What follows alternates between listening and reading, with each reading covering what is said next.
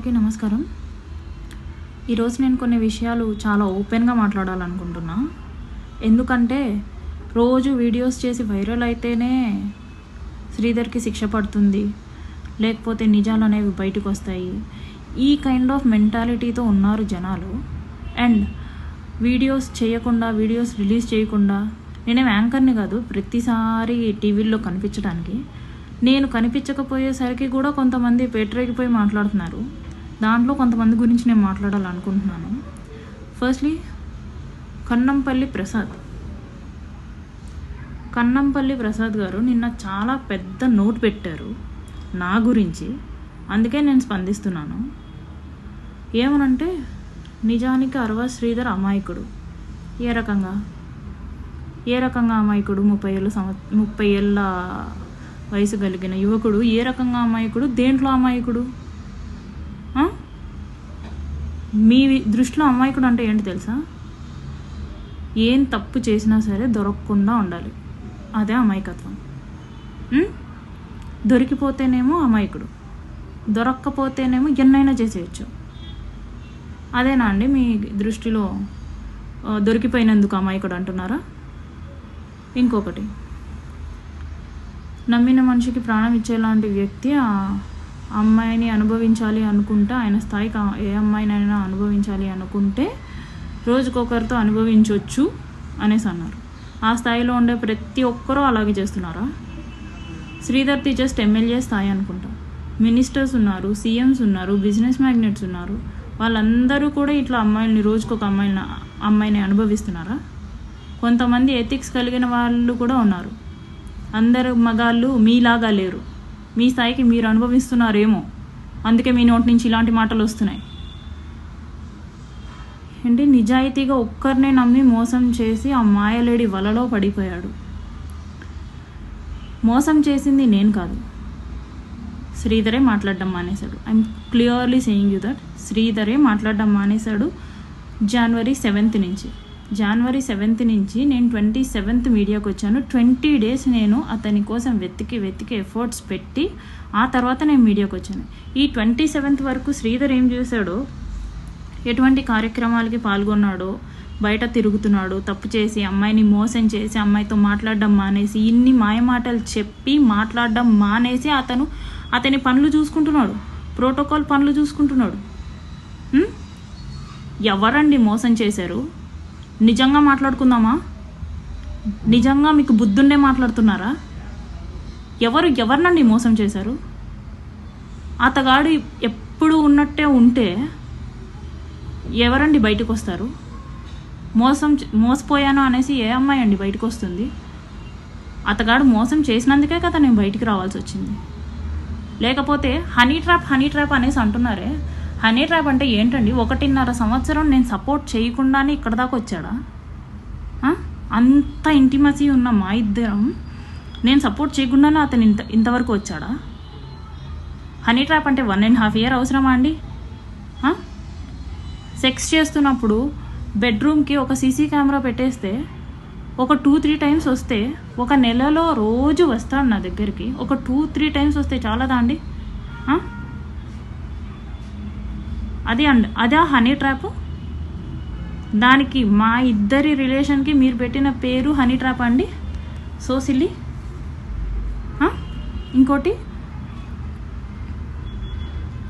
మగాడు ఎంత తోపైనా సరే ఆడదాని చూపు తగిలితే చాలు కాళ్ళ దగ్గర పడిపోతాడు అనేసి పెట్టారు. అందరి మగాళ్ళు అలా లేరండి. మీరేమన్నా ఆడదాని చూపు తగిలితే మీరంత వీక్ అనుకుంటా శ్రీధర్ లాగా. అందుకే మీరు ఆ మెసేజ్లు పెడుతున్నారు, అలాంటి టైప్ ఆఫ్ కంటెంట్ ఇంక్లూడ్ చేస్తున్నారు. మగాళ్ళు అంతా వీక్గా అయితే లేరు, స్ట్రాంగ్గా ఉండే మగాళ్ళు కూడా ఉన్నారు. ఒక మోటోతో, ఒక ఎథిక్స్తో, ప్రిన్సిపల్స్తో ఉండే మగాళ్ళు కూడా ఉన్నారు. అమ్మాయిని మోసం చేయకూడదు, మా ఇంట్లో కూడా అమ్మ, నాన్న, అక్క, భార్య, ఆడవాళ్ళు ఉన్నారు, సో అవతలు ఉండేది కూడా ఒక ఆడదే అని ఆలోచించే మగవాళ్ళు కూడా ఉన్నారు. ఏం పేరు, కన్నంపల్లి ప్రసాద్ గారు, మీరు నిజంగా నిజాయితీగా మాట్లాడుతున్నట్టుగా ఉంటే, అమాయకుడు అంటున్నారు కదా శ్రీధర్ని, వాళ్ళమ్మ మొలతాడు గురించి మాట్లాడతాడండి. వాళ్ళమ్మ మొలతాడు గురించి మాట్లాడాడు ఒకసారి నాతో. మా అమ్మ ఏంటి ఎర్ర మొలతాడు కట్టుకుంది అనేసి. నువ్వు అక్కడెందుకు చూసావు అనేసి అంటే జస్ట్ లైక్ దట్ అన్నట్టు మాట్లాడాడేమో, నాకు అనిపించింది చూశాను అనేసి. ఈ విషయం ఇప్పటిదాకా నేను చెప్పకూడదు, కోర్టులోనే చెప్పాలి, ఇంత సెన్సిటివ్ విషయం అనుకున్నాను. మీరు అమ్మాయికుడు అంటున్నారు కదా, ఎలాగండి అమ్మాయికుడు అవుతాడు? వికాస్, ముక్క రూపానందరెడ్డి రెండో కొడుకు వికాస్ భార్య తను ముందు తిరుగుతుంటే ఆవిడ వేసుకున్న లెగిన్స్కి ఈయన కాగట్లేదంట. నాతో వీసీలో ఆమెను చూపించి, ఆమె వేసుకున్న లెగిన్ని చూపించి, ఆమె వికాస్ భార్య, ఆమె చూసిన లెగిన్స్ వేసుకుంది, అది లెగిన్స్ వేసుకుంటే నాకు ఆగదు అనేసి అన్నాడు. తిండి తింటున్నాడు కదండి వాళ్ళ ఇంట్లోనే ఉంటారు కదండి, వాళ్ళ ఇంట్లో ఇంకా ఆడవాళ్ళు ఉంటారు కదండి. అలాగా ఎవరైనా మాట్లాడతారా? వాళ్ళ ఇంట్లో వాళ్ళ అమ్మ ఉంటుంది, చెల్లి ఉంటుంది. ఇక్కడ సార్ వాళ్ళ ఇంట్లో ఆడవాళ్ళే ఉంటారు అందరూ. ఇంకా ప్రజలు సమస్యలు చెప్పుకోవడానికి వచ్చిన ఆడవాళ్ళ గురించి ఎలా మాట్లాడతాడో నాకు తెలుసు. మీకు తెలుసా అండి అమాయకుడి గురించి? తెలుసుకొని మాట్లాడండి. అండ్ మీడియాకి వచ్చింది అంటున్నారు కదా, మా ఫాదర్ MDO. ఆయన మేమేమి అల్లాటప్ప ఫ్యామిలీ నుంచి కూడా రాలేదు, మేము ఎడ్యుకేటెడ్ లిటరేట్సే. నాకు ఒక ప్రాపర్ ఫ్యామిలీ ఉంది. నా బతుకు బాగోలేక నా లైఫ్ ఇలా అయిపోయింది అంతే తప్ప ఎవడో డబ్బులు ఇచ్చి రాజకీయ కుట్ర చేయమని చెప్పలేదు. అండ్ ప్రసాద్ గారు, ఐ ఛాలెంజ్ యూ, మీరు ఇది రాజకీయ కుట్ర అంటే మీకు మీరుగా వచ్చి నన్ను చంపేయండి. మీకు మీరుగా వచ్చి నన్ను చంపేసుకోవచ్చు. నేను ఆ హక్కు మీకు ఇస్తున్నాను. నన్ను చంపే హక్కు మీరు ఆధారాలతో నిరూపిస్తే నన్ను చంపే హక్కు మీకు నేను ఇస్తున్నానండి. ప్రసాద్ గారు అనే కాదు, who ever talk like this, మీరు ప్రూఫ్తో మాట్లాడండి. అండ్ ఇంకోటి, FIR ఫైల్ చేశారు నా మీద. 6 months నుంచి నేను వేధిస్తున్నాను అనేసి. 6 months నుంచి ఒక ఎమ్మెల్యేని వేధించేంత పవర్ ఉందా ఒక నార్మల్ ఉమెన్కి?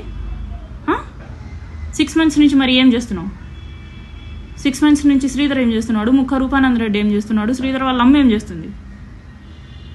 ఎందుకు January 7th ఇచ్చింది, అది కూడా నైట్ 11 o'clockకి? ఇవన్నీ మేము అడగలేకనా క్వశ్చన్స్? ఇవన్నీ లీగల్ థింగ్స్లో మేము ఇంక్లూడ్ చేసుకున్నాము. ఎలాగండి మీరు ఒక అమ్మాయిని అంత డిగ్రేడ్ చేసి మాట్లాడతారు? నేను నిరూపించడానికి విల్లింగ్గా ఉన్నాను మొర్రో అనుకుంటుంటే మీరు డిగ్రేడ్ చేసి మాట్లాడుతున్నారు చూడండి. So shame of you. Without any evidence నోట్కొచ్చినట్టు మాట్లాడుతున్నారు చూడండి. So shame of you.